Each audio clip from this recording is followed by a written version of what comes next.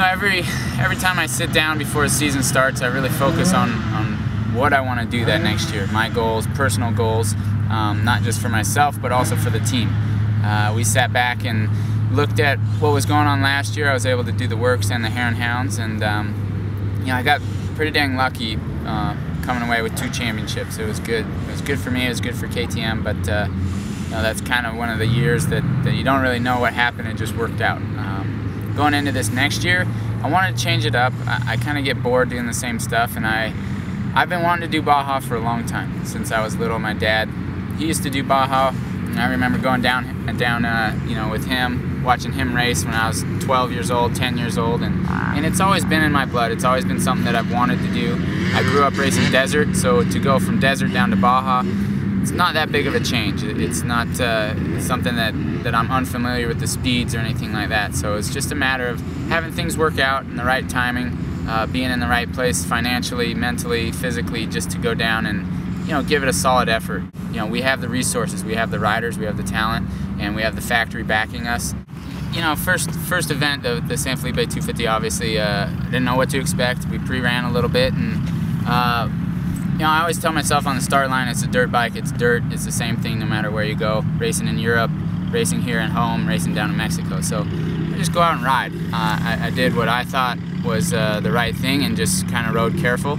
I didn't ride over my head or anything like that. It was just kind of starting the race off real easy, make sure I got the bike to Ivan at the first check, and I was able to catch up to the Honda team a little bit, and it's the beginning of a 250-mile race, so it didn't really mean anything. Obviously, I felt fine on the bike, which was a plus. I wasn't worried about Honda or anybody else in front or behind me. It was a matter of just getting the bike to the next check, and we did have a mechanical failure, which ended our day, which it's a bummer. But we took some good things from that race. Obviously, I felt comfortable doing what I was, and so we just kind of went with that. And that's kind of the same motivation I have now. I've carried over that feeling, and I know going into this year, it's going to be the same thing when I get back on the line. I don't expect to go out and win the race in the first section. I don't expect to catch anybody or have anybody pass me. I don't know. It's just how I feel. I'll go out there and ride the way I know how to, and that's it. Ivan is a champion that is yet to be a champion. That's what I think, and he grew up in Mexico. That's what he's familiar with. That's what he's good at, and he will be a multi-time score champion without a doubt in my mind. I know he will, and it's just a matter of time before it happens. I've told him that plenty of times. I said, just be patient. He's young still, and he really wants it. It's so hard with Baja, only 3 races a year. You really have to be patient and wait your turn, And so I want him on my team. I want to help him. Obviously, he has so much to bring to the table with KTM, and he'll be a huge asset for myself and being able to hopefully win some races. So he's a good kid. He's really smart. He rides good, and I'm happy. I wouldn't really want anybody else on my team. I think he was my first pick, and so with the KTM focus is going to be me and Ivan, and I'm happy about that.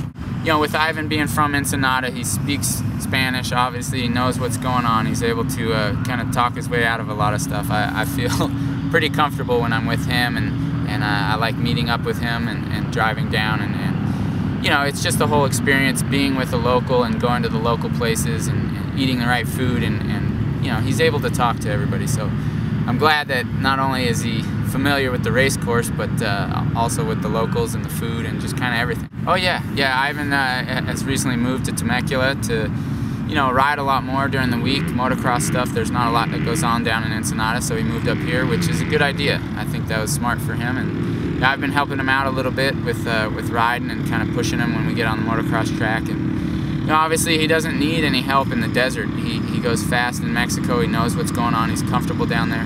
So it's getting to build him as an all-around really good rider, solid rider, and build his confidence from there. So hopefully I can do that for him, and just the same way that he builds my confidence and also just my being able to relax when I'm down in Mexico. He's good at just being comfortable and relaxing and letting things go the way that they're used to and that I'm not really used to.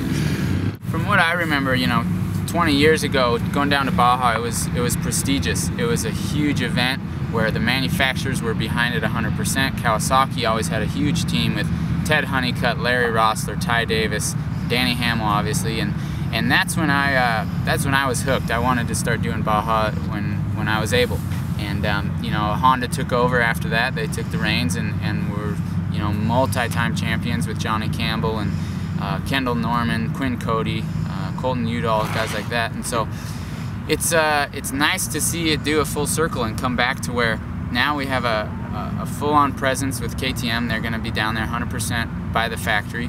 Kawasaki has some obvious support from the factory. Honda is going to be there like they have been for the last 10 years. And so it's going to make the race a real race. You know, a lot of people have had their kind of, I guess, remarks and quotes about how Honda has been so dominant, but on the other hand, who have they been beating is just, you know, it's tough. Obviously they've done well because they have a good program and they've won races because there's a solid effort, there's a good team there, there's good riders. But, you know, there hasn't been a true competitor, I don't think, that's gone down there and really pushed Honda. I think this year is going to be a game changer, not just for Honda, but for KTM, for Kawasaki, and for the whole SCORE series. It's going to be definitely a legitimate race series, and it's going to be something that all three of these manufacturers are looking forward to.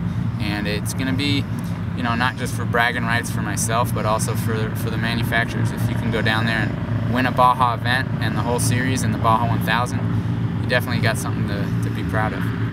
When I wanted to do this, I presented it to KTM and I gave them my input, my ideas, and I said, you know, I want to go down there and I want to win, and this is what I think we need to do. KTM has been so receptive with me in the last few years. It's been amazing, you know, and that's been the greatest asset for my career, is just having them behind me 100%. It's the same thing this year. I basically told them what I want and what I want to do, and they said, okay, it's a bike I want to be riding, it's the teammates that I want to have, and we're going to do this race basically the way I think it should be done. Obviously the factory's behind us and they're going to make all the decisions. I'm going to be the one that's kind of spearheading the team and putting a lot more focus on the whole year and not just one race, and also with the bike. 2012 SCORE series, if you follow it, you're going to be reading a lot more about KTM, about Ivan Ramirez, Mike Brown, and myself.